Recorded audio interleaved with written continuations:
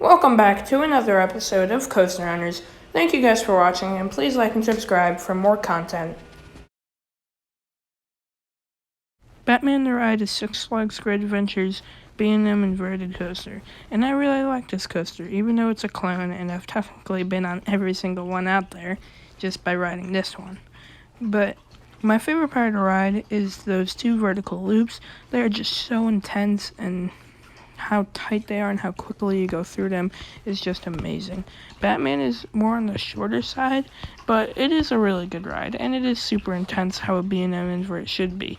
And it's not very rough at all, so that's why it's at my number 5.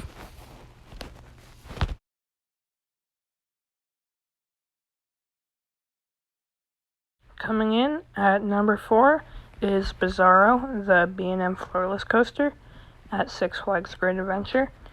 It is the first B&M floorless coaster, and I would say it's aged well. There's only headbanging in one spot, which is the Cobra Roll, and the one spot after the Cobra Roll, where you're about to go into the mid-course brake run. That is the only headbanging spot, but all the inversions on this ride are great, besides that Cobra Roll. I love that 0G roll. That part is amazing. The vertical loop is great.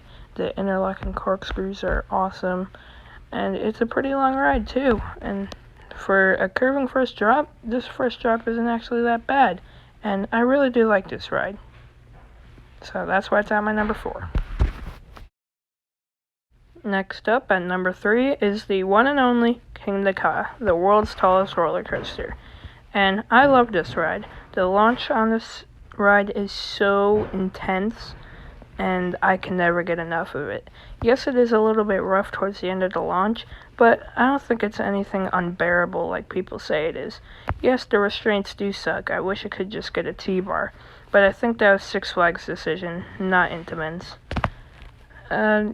This ride only lasts about 28 seconds, but it packs in a punch in that short amount of time.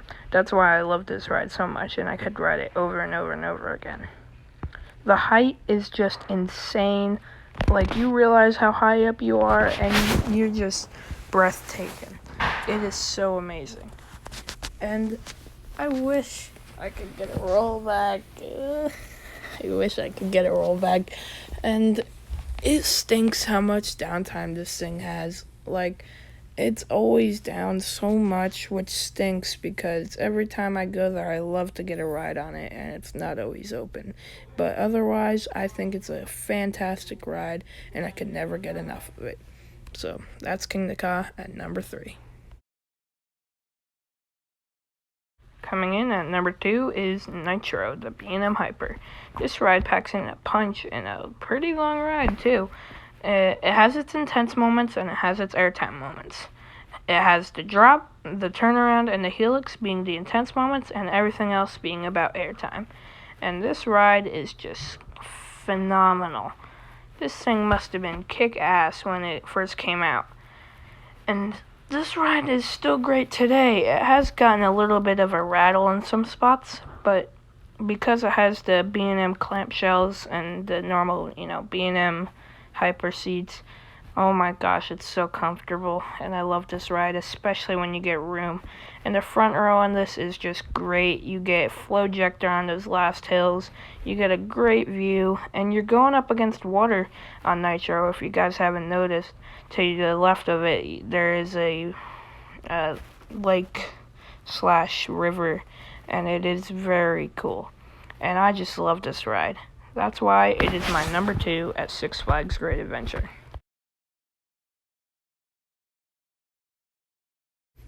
And last but not least, the one and only El Toro. Boy, do I love this ride. This ride is so great. I could ride this ride all day long. And the airtime on this ride is insane. And I hate the people that say, El Toro only has 2 airtime moments. No, you have those 2 massive airtime hills, which is ejector.